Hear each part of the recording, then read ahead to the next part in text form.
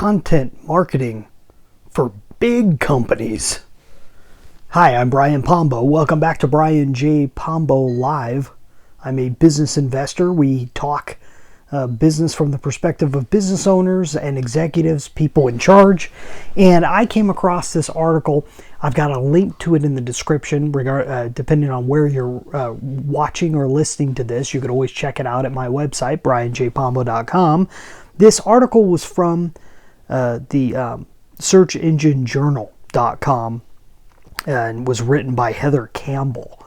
And the name of the article is 7 Big Enterprise Content Marketing Strategies You Need to Know.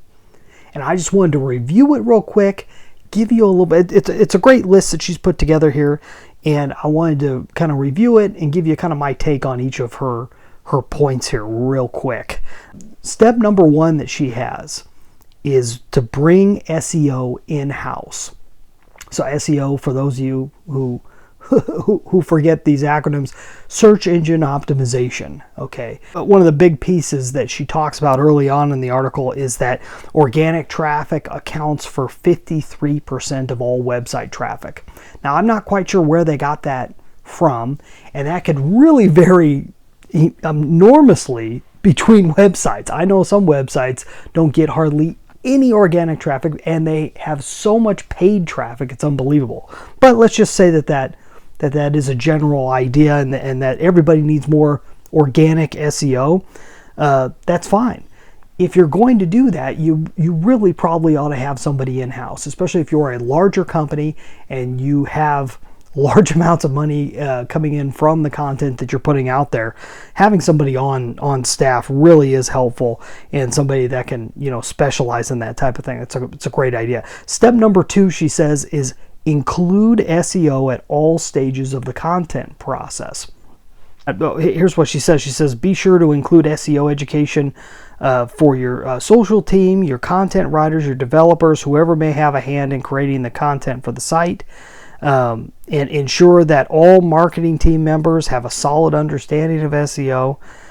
So the idea is that everyone that's involved in making that content has an idea about what they're doing, so that they're not fighting each other and everything else. If you've got an SEO team on board or an SEO person in-house, they should be the ones kind of in charge of making sure that everyone else is on top of those things, especially if you have a good sized team.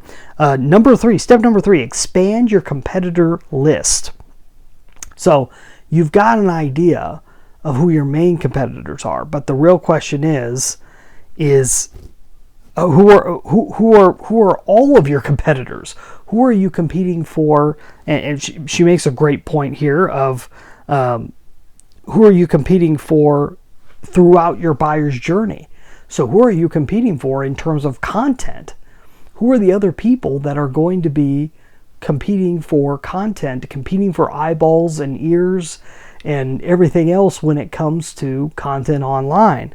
And that's a really good point. And that a lot of this comes back to having that one-on-one relationship with your customer, really understanding where they're at all along the way.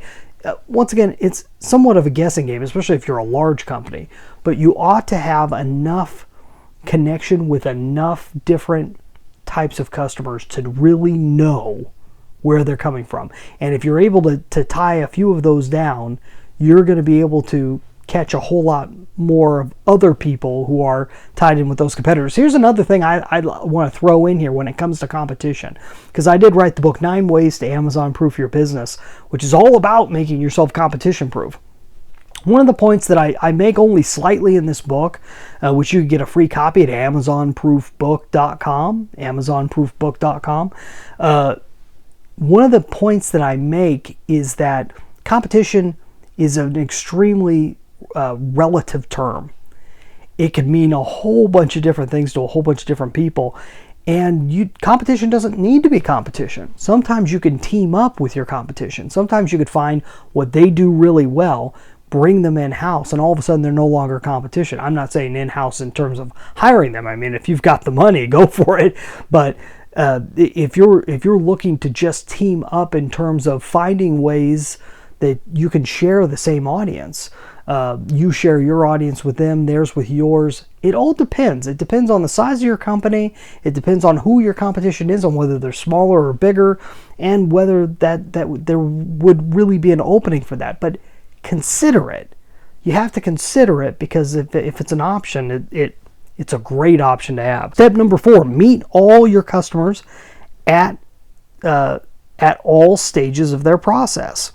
So that, once again, this comes down to realizing that the buying process alone is huge. So there's people that just got to know who you are, all the way to people who finally are finally ready to buy. And there's everything in between in terms of where a person is in that process. And that process, depending on what it is that you're selling, could take years, really. So that's just people who have previously bought from you. You also have all the people who have already bought from you at least once and either fell off or got distracted or whatever else and aren't currently buying from you or aren't buying something on a regular basis from you. You've got those people. And then you've got everybody else who has gone way past you, and you haven't seen them in a very long time.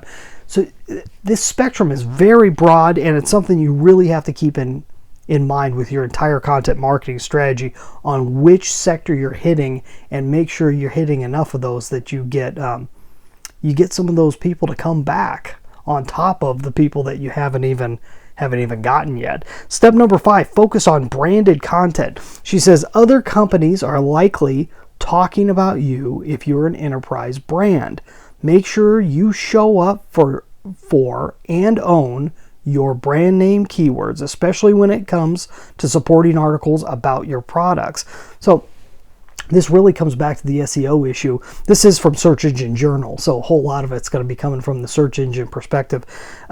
If you are really wanting to be there, you've got to make sure that you own those spaces, that you are showing up as many times as possible and above as many people as possible when it comes to search engine ranking.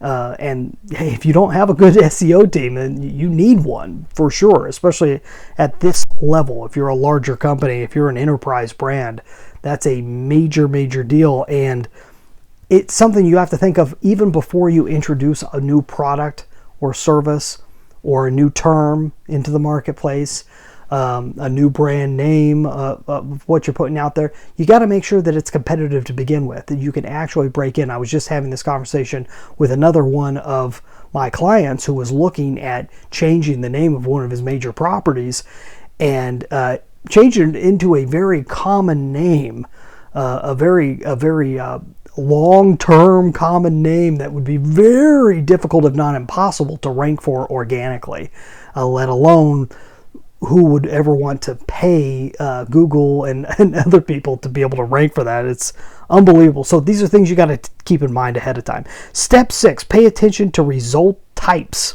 So she says, tailor your content strategy to the result types that make sense for your keywords.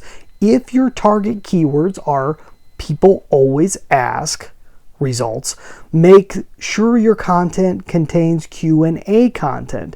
If your keywords display videos on SERPs, make videos.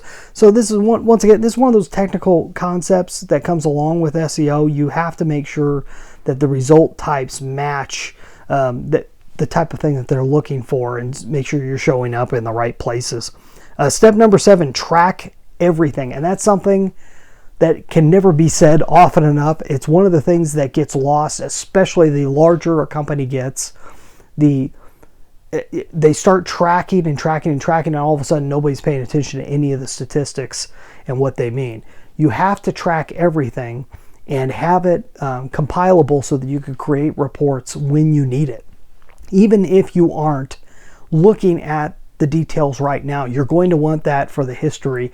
You're going to want that because there's going to come a time when you're going to want to do a certain thing and you're not going to have the info to do it. So hopefully that makes sense to you. That's all the time I've got for tonight. Great article, and go check it out, and you have a great night. We'll be back tomorrow. In the meantime, get out there and let the magic happen.